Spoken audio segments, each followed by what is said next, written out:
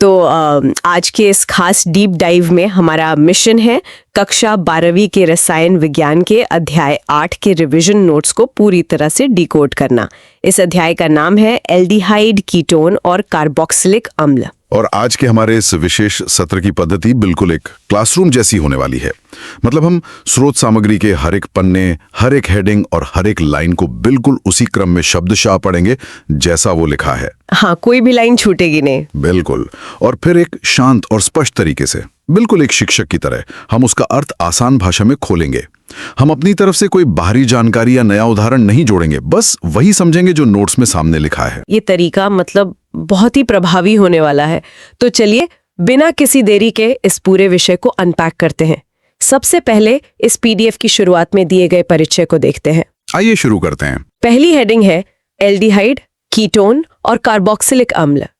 इसमें तीनों समूहों की मूल संरचना दी गई है। मैं इसे पढ़ती हूँ। Aldehyde RCHO, ketone RCOR, carboxylic अम्ल RCOH। ठीक है। और इसके ठीक नीचे लिखा है कार्बोनिल समूह ब्रैकेट में, तो वो कार्बोक्सिलिक अम्ल बन जाता है। ढांचा वही है, बस किनारे पर मौजूद साथी बदल रहे हैं। और इन्हीं किनारों के बदलने का असर हमारी असल जिंदगी पर कैसे पड़ता है, ये इसके ठीक नीचे एक फैक्ट बॉक्स में दिया गया है। हाँ, वो हिस्सा काफी दिलचस्प है। मैं पढ़ती हूँ। प्रकृति में सुगंध, ये यौगिक पौधों और जीवों में सुगंध और स्वाद प्रदान करते हैं। वेनिलिन वेनिला सेम से, सैलिसिल एल्डिहाइड मेडो स्वीट से, सिनेमैल्डिहाइड दालचीनी से। ये हिस्सा हमें बताता है कि जो सूत्र हम कागज पर पढ़ रहे हैं वे असल में हमारी रोजमर्रा की दुनिया को कितना प्रभावित करते हैं। वेनिला की जो खुशबू हम महसूस करते हैं वो वेनिलिन नाम के एल्डिहाइड के कारण है। दालचीनी का वो खास स्वाद सिनेमैल्डिहाइड की वजह से है। अरे वाह! तो इन खुशबुओं के पीछे की आणविक वास्तुकला आखिर दिखती कैसी है, ये आगे बताया गया है। हाँ, अगले हिस्से में शीर्षक है संरचना और नामकरण। इसके तहत इसका दृश्य सिद्धांत दिया गया है। मैं इसके बिंदु पढ़ती हूँ। पाए आबंध अतिव्यापन, ऑक्सीजन पर एकाकी युग्म, सिग्मा आबंध। ठीक है। आगे लिखा है कार्बोनिल कार्बन sp2 संकरित होता है और 3 सिग्मा आबंध बनाता है। चौथा इलेक्ट्रॉन पाए आबंध बनाता है। संरचना समतलीय त्रिकोणीय होती है, कोण 120 डिग्री। यहाँ चित्र में दिखाया गया है कि कार्बोनिल समूह का रूप कैसा होता है। इसे समझने के लिए एक छत वाले पंखे की कल्पना करना सबसे सही रहेगा, जिसमें 3 पंखुड़ियां हों। पंखे की पंखुड़ियां। हाँ, कार्बन बीच में है और ये तीनों पंखुड़ियां 120 डिग्री के कोण पर बिल्कुल एक ही समतल यानी एक ही प्लेन में फैली हुई हैं। इसीलिए इसे समतलीय त्रिकोणीय कहते हैं। यहाँ जो कार्बन है वो sp2 संकरित है। मतलब वो 3 सिग्मा आबंध बनाता है। बिल्कुल सही, जिसका सीधा मतलब ये है कि वो 3 मजबूत सिग्मा आबंध बनाता है। अब कार्बन के पास जो चौथा इलेक्ट्रॉन बच जाता है वो खाली नहीं बैठता, वो ऑक्सीजन के साथ मिलकर एक पाई आबंध बना लेता है। अच्छा। इसके अलावा चित्र में ऑक्सीजन के ऊपर कुछ अतिरिक्त इलेक्ट्रॉन भी बैठे हुए दिख रहे हैं, जिन्हें एकाकी युग्म या लोन पेयर कहा जाता है। यह पंखे वाली उपमा से इसका समतलीय होना बिल्कुल स्पष्ट हो जाता है। इसी हिस्से में आगे तालिका और नियम दिए गए हैं। नामकरण के नियम। हाँ, लिखा है यौगिक एल्डिहाइड, सामान्य नाम एसिड नेम डिराइव्ड, IUPAC अनुलग्न -अल। यौगिक कीटोन, सामान्य नाम एल्काइल ग्रुप डिराइव्ड, IUPAC अनुलग्न -ओन। ठीक है। फिर नियम है नेमिंग रूल्स। एल्डिहाइड श्रृंखला के सिरे पर होता है, हमेशा C1। कीटोन श्रृंखला के बीच में होता है, न्यूनतम अंक दिया जाता है। प्रतिस्थापी की स्थिति ग्रीक अक्षर अल्फा, बीटा, गामा या 1, 2, 3 का उपयोग करें। नामकरण के ये नियम बहुत ही तार्किक हैं। एल्डिहाइड हमेशा श्रृंखला के सिरे पर यानी किनारे पर ही क्यों होता है? इसका कारण उसकी संरचना R-CHO है। क्योंकि एक तरफ हाइड्रोजन है। बिल्कुल। इसके एक तरफ हाइड्रोजन हमेशा फिक्स होता है, क्योंकि हाइड्रोजन आगे किसी और कार्बन से जुड़कर चेन को लंबा नहीं कर सकता, इसलिए चेन वहीं खत्म हो जाती है। तो गिनती वहीं से शुरू होगी। हाँ, इसीलिए गिनती हमेशा वहीं से शुरू होती है और उसे C1 माना जाता है। वहीं कीटोन के दोनों तरफ कार्बन की चेन होती है, इसलिए वो कभी किनारे पर नहीं हो सकता, उसे हमेशा चेन के बीच में ही रहना होता है। और हम गिनती उस तरफ से शुरू करते हैं जहां से उसे सबसे कम नंबर मिले। आकार और नाम तो तय हो गए, लेकिन सवाल यह है कि इन्हें लैब में बनाया कैसे जाता है। इसके लिए अगला फ्लो चार्ट है। हाँ, आगे विरोचन की सामान्य विधियों का एक फ्लो चार्ट है, मैं पढ़ती हूँ। अल्कोहल से ऑक्सीकरण, प्राथमिक अल्कोहल से एल्डिहाइड, द्वितीयक अल्कोहल से कीटोन। ठीक है। वे हाइड्रोजनेशन, गर्म धातु Cu या Ag के साथ वाष्प, फिर दाई ओर है हाइड्रोकार्बन से ओजोनोपघटन एल्कीन प्लस O3/Zn-H2O से एल्डिहाइड या कीटोन, और एल्काइन का जलयोजन H2SO4 प्लस HgSO4 की उपस्थिति में एथाइन से एसिटल्डिहाइड, अन्य से कीटोन। ये फ्लो चार्ट बनाने की विधियों का एक बेहतरीन नक्शा है। अगर हमारे पास प्राथमिक यानी प्राइमरी अल्कोहल है और हम उसका ऑक्सीडेशन करते हैं तो हमें एल्डिहाइड मिलता है। अगर द्वितीयक यानी सेकेंडरी अल्कोहल है तो वो कीटोन देता है। और वो जो गर्म धातु वाला तरीका है, हाँ, औद्योगिक स्तर पर बड़े पैमाने पर बनाने के लिए गर्म तांबे या चांदी के ऊपर से अल्कोहल की वाष्प गुजारी जाती है, जिससे हाइड्रोजन गैस बाहर निकल जाती है। दूसरी तरफ हाइड्रोकार्बन की बात करें तो अगर हम एल्कीन को ओजोन गैस के साथ तोड़ते हैं तो वो बीच से टूटकर एल्डिहाइड या कीटोन देता है, और एल्काइन में पानी जोड़ने से भी हमें ये यौगिक प्राप्त होते हैं। इसी फ्लो चार्ट के नीचे एक महत्वपूर्ण बिंदु दिया गया है जिसने मेरा ध्यान खींचा है। अच्छा, क्या है वो? महत्वपूर्ण। पीसीसी एक महत्वपूर्ण अभिकर्मक है जो प्राथमिक अल्कोहल को केवल एल्डिहाइड तक ऑक्सीकृत करता है, आगे अम्ल नहीं बनने देता। मुझे ये समझना है कि ये बात इतनी खास क्यों है। इस प्रक्रिया को एक गाड़ी के ब्रेक की तरह देखा जा सकता है। जब हम प्राथमिक अल्कोहल का सामान्य ऑक्सीकरण करते हैं तो वो एल्डिहाइड तो बनता है, लेकिन प्रक्रिया स्वाभाविक रूप से वहां रुकती नहीं है। मतलब वो आगे बढ़ जाती है। बिल्कुल, वो तुरंत आगे बढ़कर कार्बोक्सिलिक अम्ल में बदल जाता है। लेकिन पीसीसी यानी पिरिडीनियम क्लोरोक्रोमेट एक ऐसा खास अभिकर्मक है जो बिल्कुल सही समय पर ब्रेक लगाता है। अच्छा, तो ये उसे रोक देता है। हाँ, ये अभिक्रिया को एल्डिहाइड के स्तर पर ही रोक देता है, उसे अम्ल नहीं बनने देता। ये नियंत्रण रसायन विज्ञान में बहुत मूल्यवान है। एक सटीक ब्रेक, अब मैं समझ गई।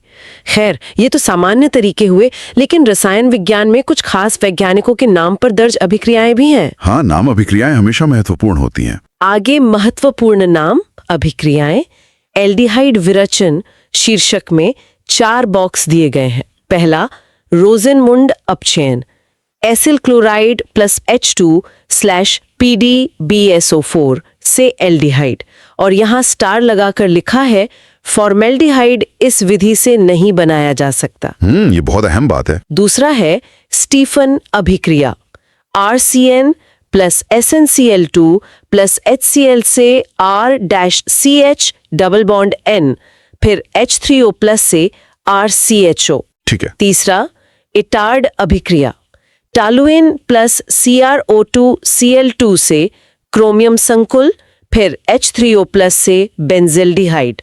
और चौथा, Gattermann Koch, benzene plus CO plus HCl से बेंजेल्डिहाइड। ये नाम अभिक्रियाएं बहुत ही विशिष्ट होती हैं। रोजेनमुंड में हम एसिल क्लोराइड का अपचयन करते हैं, लेकिन यहाँ जो लाइन लिखी है कि फॉर्मेल्डिहाइड इस विधि से नहीं बनाया जा सकता, वो ध्यान देने योग्य है। ऐसा क्यों होता है? ऐसा इसलिए होता है क्योंकि फॉर्मेल्डिहाइड बनाने के लिए जिस फॉर्मल क्लोराइड की आवश्यकता होगी वह कमरे के तापमान पर टिक नहीं पाता, मतलब वो बहुत अस्थिर होता है। अच्छा, तो वो टूट जाएगा। बिल्कुल।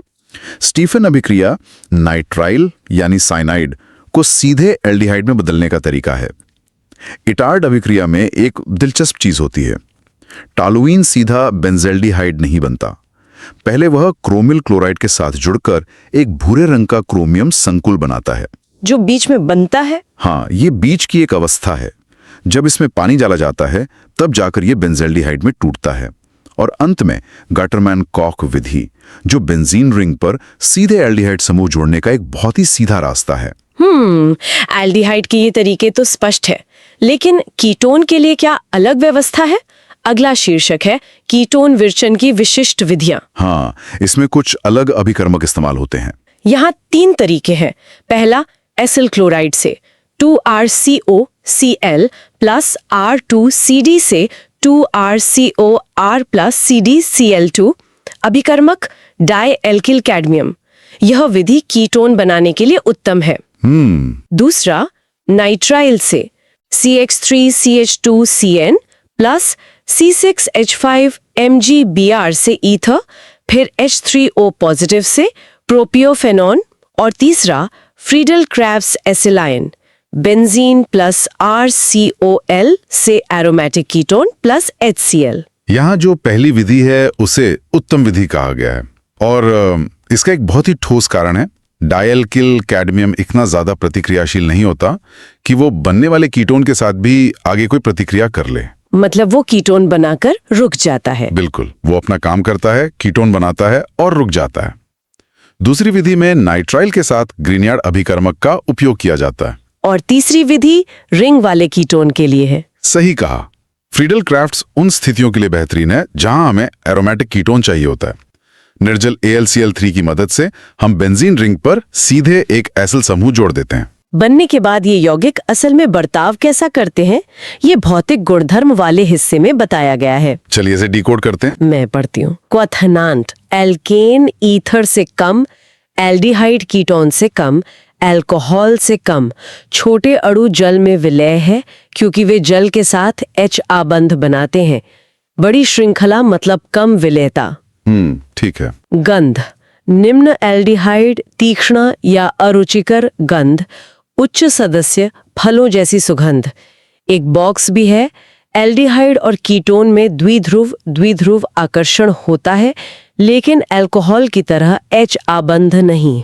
यहाँ चित्र में दिखाया गया है एक बार ग्राफ जहाँ साफ देखा जा सकता है कि एल्केन से शुरू होकर अल्कोहल तक क्वथनांक कैसे लगातार बढ़ रहा है। एल्डिहाइड और कीटोन का क्वथनांक एल्केन और ईथर से ज्यादा होता है। ऐसा क्यों होता है? ऐसा द्विध्रुव आकर्षण के कारण होता है, यानी इनके अणु एक दूसरे को चुंबक की तरह खींचते हैं क्योंकि उनमें पोलैरिटी होती है।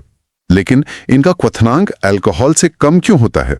क्योंकि अल्कोहल के अणु आपस में मजबूत हाइड्रोजन आबंध बना लेते हैं जो एल्डिहाइड और कीटोन आपस में नहीं बना सकते। तो वे पानी में कैसे घुलते हैं? जैसे जैसे कार्बन की चेन बड़ी होती जाती है, ये घुलनशीलता कम हो जाती है। और गंध का भी ऐसा ही है। हाँ, छोटे अणुओं की गंध बहुत तीखी होती है, लेकिन कार्बन की चेन बढ़ने पर वे परफ्यूम जैसे महकने लगते हैं। अब इनके रासायनिक स्वभाव पर आते हैं। रासायनिक अभिक्रियाएं नाभिक रागी योगत शीर्षक में 3 चरण हैं। ये चरण बहुत महत्वपूर्ण है। स्टेप 1 नु माइनस आक्रमण, स्टेप 2 चतुष्फलकीय मध्यवर्ती, स्टेप 3 उत्पाद। फिर नीचे लिखा है अभिक्रियाशीलता एल्डिहाइड कीटोन से अधिक। ठीक है। विमेहीय कारण मतलब स्टेरिक। कीटोन में 2 बड़े समूह नाभिक रागी को रोकते हैं। इलेक्ट्रॉनिक कारण एल्किल समूह कार्बन के धन आवेश को कम कर देते हैं। उदाहरण HCN का योग। साइनोहाइड्रिन, मुझे यहाँ थोड़ा रुकना है। हाँ, बताइए। ये त्रिविमीय और इलेक्ट्रॉनिक कारण का असल मतलब क्या है? एल्डिहाइड ज्यादा अभिक्रियाशील क्यों है? इसे समझना बहुत ही रोचक है।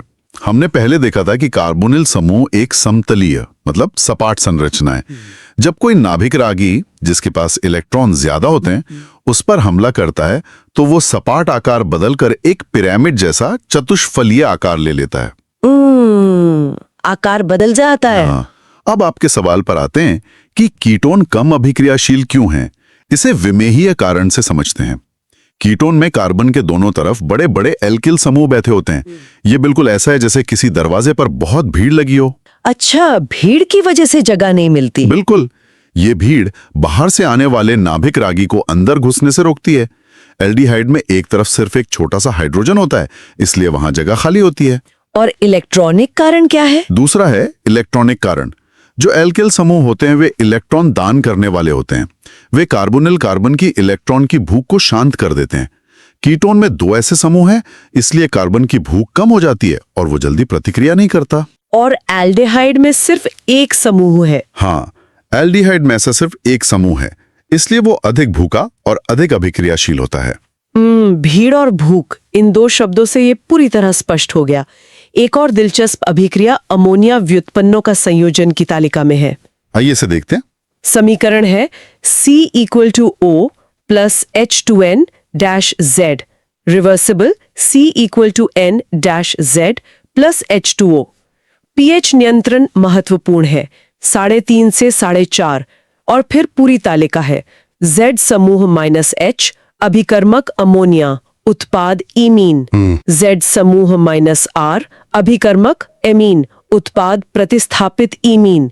Z समूह -OH अभिकर्मक हाइड्रोक्सिल एमीन उत्पाद ऑक्सिम, Z समूह -NH2 अभिकर्मक हाइड्रेजीन उत्पाद हाइड्रोजोन, ठीक है। Z समूह -NHC6H5 अभिकर्मक फेनिल हाइड्रेजीन उत्पाद फेनिल हाइड्रोजोन और अंत में Z समूह 2,4-DNP अभिकर्मक 2,4-DNP उत्पाद 2,4-DNP व्युत्पन्न नारंगी या लाल अवक्षेप।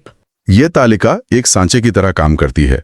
अमोनिया के एक हाइड्रोजन को हटाकर अलग अलग Z समूह लगाते जाइए और नया उत्पाद पाते जाइए। यहाँ सबसे महत्वपूर्ण बात जो ऊपर लिखी है वो है pH नियंत्रण। हाँ, 3.5 से 4.5 तक। यह अभिक्रिया बहुत ही नखरे वाली है। इसे एक सटीक अम्लीय माध्यम चाहिए। यदि माध्यम बहुत अधिक अम्लीय हो गया तो अमोनिया व्युत्पन्न खुद ही प्रोटोनीकृत हो जाएगा और अभिक्रिया नहीं करेगा। और अगर कम अम्लीय हुआ तो? अगर माध्यम पर्याप्त अम्लीय नहीं हुआ तो कार्बोनिल ऑक्सीजन सक्रिय नहीं होगा। अंत में जो 2,4 DNP परीक्षण दिया गया है वह लैब में बहुत काम आता है। जब ये एल्डिहाइड या कीटोन से जुड़ता है तो एक बहुत ही चमकदार नारंगी या लाल रंग का अवक्षेप देता है। अब अगर हम इनमें ऑक्सीजन जोड़ने या निकालने की बात करें तो अपचयन और ऑक्सीकरण शीर्षक कहता है अपचयन। एल्डिहाइड या कीटोन प्लस NaBH4 या LiAlH4 से अल्कोहल। यह अपचयन है। तो हाइड्रोकार्बन यानी डीऑक्सीजनेशन, क्लीमेंसन अपचयन C double bond O plus ZnHG/HCl से CH2, वुल्फ किश्नर अपचयन C double bond O plus NH2NH2/KOH से CH2। ठीक है। दूसरी तरफ ऑक्सीकरण, आसानी से ऑक्सीकृत कार्बोक्सिलिक अम्ल, कठिनता से ऑक्सीकृत प्रबल ऑक्सीकारक और उच्च ताप चाहिए, CC बंध टूटता है। अपचयन के हिस्से में हम देखते हैं कि अगर हल्के अपचायक का इस्तेमाल करें तो एल्डिहाइड और कीटोन वापस अल्कोहल में बदल जाते हैं। लेकिन अगर हमें ऑक्सीजन को पूरी तरह से बाहर निकालकर सीधा हाइड्रोकार्बन बनाना है तो क्लीमेंसन या उल्फ किश्नर अपचयन का उपयोग होता है। मतलब ऑक्सीजन पूरी तरह गायब। बिल्कुल। ये दोनों सीधे तौर पर कार्बोनिल समूह को मिथिलीन समूह यानी CH2 में बदल देते हैं। ऑक्सीकरण में एक बहुत बड़ा अंतर देखने को मिलता है। एल्डिहाइड बहुत ही आसानी से ऑक्सीकृत होकर कार्बोक्सिलिक अम्ल में बदल जाते हैं। लेकिन कीटोन कठिनता से होते हैं। हाँ, कीटोन बहुत कठिनता से ऑक्सीकृत होते हैं। ऐसा इसलिए क्योंकि कीटोन में ऐसा कोई कार्बन हाइड्रोजन बंध नहीं होता जिसे आसानी से तोड़ा जा सके। वहां मजबूत कार्बन कार्बन बंध को तोड़ना पड़ता है। इसके लिए बहुत ही ताकतवर रसायन और बहुत उच्च तापमान की जरूरत होती है। ऑक्सीकरण की ये कठिनाई ही हमें लैब में एक बहुत बड़ा फायदा देती है।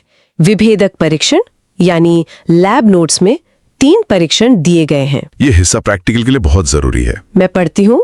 टॉलिन परीक्षण, अमोनिया में AgNO3 केवल एल्डिहाइड देते हैं, सिल्वर मिरर। फेलिंग परीक्षण, फेलिंग A प्लस B केवल एलिफैटिक एल्डिहाइड देते हैं, Cu2O का लाल अवक्षेप। और आयोडोफॉर्म परीक्षण, NaOH plus I2 methyl ketone समूह वाले यौगिक देते हैं। इन परीक्षणों का उपयोग एल्डिहाइड और कीटोन में अंतर करने के लिए किया जाता है। यहाँ चित्र में दिखाया गया है 3 परख नलियां। पहली परख नली के अंदर की दीवार पर चांदी की तरह चमकती हुई एक परत दिख रही है। ये टॉलिन परीक्षण का नतीजा है। अरे वाह, बिल्कुल शीशे की तरह। हाँ, जब हम किसी एल्डिहाइड में टॉलिन अभिकर्मक डालते हैं तो एल्डिहाइड ऑक्सीकृत हो जाता है और सिल्वर आयन अपचयित होकर शुद्ध चांदी के रूप में जम जाते हैं। कीटोन ऐसा नहीं कर सकते। और दूसरी परख नली में क्या है? दूसरी परख नली में लाल रंग का पाउडर जैसा अवक्षेप दिख रहा है। ये फेलिंग परीक्षण है जो केवल एलिफैटिक मतलब बिना रिंग वाले एल्डिहाइड ही देते हैं। और तीसरा पीला वाला? अंत में है आयोडोफॉर्म परीक्षण जिसमें एक पीला अवक्षेप बनता है। ये परीक्षण खास तौर पर उन यौगिकों को पहचानने के लिए हैं जिनमें मेथिल कीटोन समूह मौजूद होता है। ये परीक्षण लैब में एल्डिहाइड और कीटोन को अलग-अलग पहचानने के सबसे सटीक तरीके हैं। ये परीक्षण तो बहुत साफ नतीजे देते हैं, लेकिन कार्बोनिल समूह के ठीक बगल वाले कार्बन का क्या रोल है? ये भी एक बहुत बड़ा फैक्टर है। 2 कॉलम्स है। पहला एल्डोल संघनन, रिएजेंट तनुक्षार, प्रोसेस 2 अणु जुड़ते हैं, फिर बीटा हाइड्रोक्सी एल्डिहाइड और गर्म करने पर अल्फा बीटा असंतृप्त कार्बोनिल। ठीक है। दूसरा कॉलम कैनिजारो अभिक्रिया, एग्जाम्पल्स HCHO, बेंजाल्डिहाइड, रिएजेंट सांद्रिक क्षार, एक्शन असमानुपातन, प्रोडक्ट एक अणु का ऑक्सीकरण प्लस दूसरे का अपचयन। मुझे यहाँ एक शब्द पर रुकना है, असमानुपातन। ये शब्द पढ़ने में ही इतना भारी है, इसका असल में मतलब क्या है? ये शब्द भारी जरूर है, लेकिन इसका अर्थ बहुत सीधा है। इसे हम एक तरह का रासायनिक बंटवारा कह सकते हैं। इस पूरी स्लाइड का मुख्य बिंदु है अल्फा हाइड्रोजन, यानी कार्बोनिल कार्बन के ठीक बगल वाले कार्बन पर मौजूद हाइड्रोजन। अगर किसी यौगिक के पास ये अल्फा हाइड्रोजन है तो वो तनुक क्षार की उपस्थिति में एल्डोल संघनन दिखाता है, जहां दो अणु आपस में जुड़कर एक बड़ा अणु बना लेते हैं। और अगर अल्फा हाइड्रोजन ना हो तो? अगर यौगिक के पास अल्फा हाइड्रोजन बिल्कुल नहीं है, जैसे फॉर्मेल्डिहाइड या बेंजाल्डिहाइड, तो वो सांद्र क्षार की उपस्थिति में कैनिजारो अभिक्रिया दिखाएगा। अब आते हैं असमानुपातन पर। इसका मतलब है कि एक ही समय में उसी यौगिक के दो अणुओं में से एक का ऑक्सीकरण हो जाता है और दूसरे अणु का अपचयन हो जाता है। मतलब एक ही चीज के दो अलग अलग अंजाम। बिल्कुल, एक अम्ल का लवण बन जाता है और दूसरा अल्कोहल बन जाता है। अच्छा, एक का ऑक्सीकरण दूसरे का अपचयन, बिल्कुल स्पष्ट। यहां से हम इस अध्याय के दूसरे प्रमुख परिवार की तरफ मुड़ते हैं। हाँ, कार्बोक्सिलिक अम्ल। कार्बोक्सिलिक अम्ल, परिचय और विरेचन। यहाँ विरेचन की विधियां हैं। प्रबल ऑक्सीकारक KMNO4 द्वारा, KMNO4 OH द्वारा पूरी साइड चेन COOH में बदल जाती है। जल अपघटन द्वारा और RMGX प्लस CO2 से RCOOH। नीचे एक फैक्ट बॉक्स है, उच्च वसीय अम्ल। C12 से C18 वाले अम्ल वसीय अम्ल कहलाते हैं। कार्बोक्सिलिक अम्ल बनाने के ये तरीके काफी प्रबल होते हैं। KMNO4 इतना ताकतवर ऑक्सीकारक है कि ये प्राथमिक अल्कोहल को सीधा कार्बोक्सिलिक अम्ल में बदल देता है। और वो साइड चेन वाला तरीका? दूसरी विधि तो और भी दिलचस्प है। KMNO4 KOH की मदद से अगर बेंजीन रिंग के ऊपर कितनी भी लंबी कार्बन की साइड चेन लगी हो, वो पूरी की पूरी ऑक्सीकृत होकर सिर्फ एक COOH समूह में बदल जाती है। अरे वाह, पूरी चेन साफ हो जाती है। हाँ, इसके अलावा ग्रिन्यार्ड अभिकर्मक की सूखी बर्फ यानी ठोस CO2 के साथ प्रतिक्रिया भी अम्ल बनाने का एक शानदार तरीका है। और जो फैक्ट बॉक्स आपने पढ़ा, वो बताता है कि 12 से 18 कार्बन वाले ये लंबे अम्ल ही हमारे शरीर और भोजन में वसा के रूप में मौजूद होते हैं। इन अम्लों की सबसे बड़ी पहचान इनकी अम्लता ही है। अम्लता, कारण और प्रवृत्ति में लिखा है phenoxide ion, carboxylate ion. Carboxylate ion में ऋण आवेश 2 ऑक्सीजन परमाणुओं पर विस्थानित होता है। ठीक है, इसलिए ये फिनॉल से अधिक अम्लीय हैं। प्रतिस्थापी प्रभाव EWG अम्लता बढ़ाते हैं, एग्जाम्पल -NO2 -Cl। EDG अम्लता घटाते हैं, एग्जाम्पल -CH3 -OCH3। यहाँ चित्र में दिखाया गया है कि फिनॉक्साइड आयन और कार्बोक्सिलेट आयन की अनुनाद संरचनाएं कैसी दिखती हैं। कार्बोक्सिलिक अम्ल अधिक अम्लीय क्यों होते हैं? क्योंकि जब वे अपना H+ आयन छोड़ते हैं तो पीछे जो ऋण आवेश बचता है वो एक जगह टिक कर नहीं बैठता, मतलब वो घूमता रहता है। बिल्कुल, वो 2 ऑक्सीजन परमाणुओं के बीच आसानी से विस्थानित होता रहता है, यानी घूमता रहता है। इससे आयन को बहुत ज्यादा स्थायित्व मिलता है और जो जितना स्थिर होगा वो उतना ही अच्छा अम्ल होगा। और प्रतिस्थापी प्रभाव क्या करता है? प्रतिस्थापी प्रभाव इसे और स्पष्ट करता है। EWG इलेक्ट्रॉन खींचने वाले समूह होते हैं। ये ऋणावेश को अपनी तरफ खींचकर उसे और अधिक फैला देते हैं और स्थिर कर देते हैं, जिससे अम्लता बढ़ जाती है। वहीं EDG इलेक्ट्रॉन दान करने वाले समूह होते हैं, जो पहले से मौजूद ऋणावेश पर और इलेक्ट्रॉन धकेलकर उसे अस्थिर कर देते हैं, जिससे अम्लता घट जाती है। अम्लता के बाद इनके रासायनिक रूप बदलने की बारी आती है। कार्बोक्सिलिक अम्ल की रासायनिक अभिक्रियाओं वाले चक्र में लिखा है RCOH बीच में है, चारों तरफ तीर है। यह एक माइंड मैप की तरह है। PCl5, PCl3, SOCl2 से RCOCl, SOCl2 सबसे अच्छा है। R-OH/H+ से एस्टर, NH3 के साथ गर्म करने पर एमाइड और P2O5 के साथ गर्म करने पर एनहाइड्राइड। यह चक्र दिखाता है कि कार्बोक्सिलिक अम्ल से हम कितने अलग अलग यौगिक बना सकते हैं। अगर हमें OH समूह हटाकर क्लोरीन लगाना है तो हम PCl5, PCl3 या SOCl2 का उपयोग कर सकते हैं। लेकिन नोट्स में लिखा है कि SOCl2 सबसे अच्छा है। हाँ, इसका कारण यह है कि इस अभिक्रिया में जो सह उत्पाद बनते हैं वे गैसें होती हैं जो आसानी से उड़ जाती हैं और पीछे हमें बिल्कुल शुद्ध एसिल क्लोराइड मिलता है। इसके अलावा अम्ल को अल्कोहल के साथ मिलाकर एस्टर बनाना, अमोनिया के साथ गर्म करके अमाइड बनाना या P2O5 की उपस्थिति में गर्म करके उसमें से पानी का अणु निकालकर एनहाइड्राइड बनाना, ये सभी इसकी महत्वपूर्ण अभिक्रियाएं हैं। और अब हम इन नोट्स के बिल्कुल अंतिम हिस्से पे नजर डालते हैं, विशिष्ट अभिक्रियाएं और उपयोग।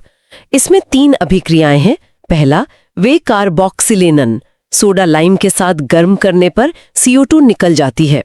ठीक है। दूसरा, HVZ अभिक्रिया X2/Red P से अल्फा हेलोजेनीकरण।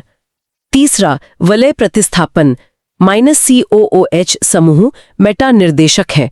और अंत में उपयोग लिखे हैं, मेथेनोइक अम्ल, रबड़ वस्त्र, इथेनोइक अम्ल, विलायक, सिरका, बेंजोइक अम्ल, खाद्य परिरक्षक। विकार्बोक्सिलिन प्रक्रिया का नाम ही बता रहा है कि इसमें से कार्बन डाइऑक्साइड बाहर निकल रही है। सोडा लाइम के साथ गर्म करने पर CO2 उड़ जाती है और हमें एक कार्बन कम वाला हाइड्रोकार्बन मिल जाता है। और HVZ अभिक्रिया? HVZ अभिक्रिया बहुत ही विशिष्ट है। इसमें लाल फास्फोरस और हैलोजन का इस्तेमाल किया जाता है जो सिर्फ और सिर्फ अल्फा कार्बन पर जाकर हैलोजन को जोड़ते हैं। अच्छा, और वो मेटा निर्देशक वाला बिंदु? अंत में वलय प्रतिस्थापन। COOH समूह मेटा निर्देशक क्यों है? क्योंकि यह एक इलेक्ट्रॉन खींचने वाला समूह है।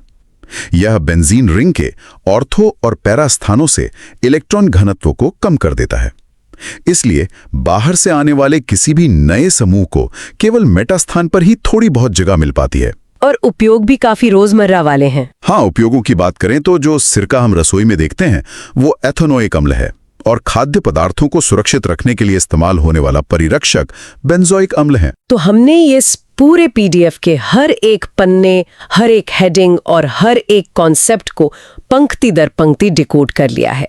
दोस्तों, हमारे पास NCERT की साइंस की नोट्स क्लास 6 से लेकर क्लास 12 तक पूरी तरह उपलब्ध है। आप इन सभी PDF नोट्स का प्रिंट आउट भी निकलवा सकते हैं और ये सभी सामग्री बहुत ही कम कीमत में प्रदान की जा रही है। आपको यह भी मालूम होना चाहिए कि लगभग सभी प्रतियोगी और स्कूल स्तर की परीक्षाओं में पूछे जाने वाले प्रश्न NCERT से ही आते हैं, इसलिए यह सामग्री आपके लिए बेहद उपयोगी साबित होगी। अगर आप ये NCERT साइंस PDF लेना चाहते हैं तो अभी हमें व्हाट्सएप पर मैसेज करें। व्हाट्सएप नंबर 7739541921 आपकी तैयारी को मजबूत बनाने के लिए हम हमेशा आपके साथ हैं।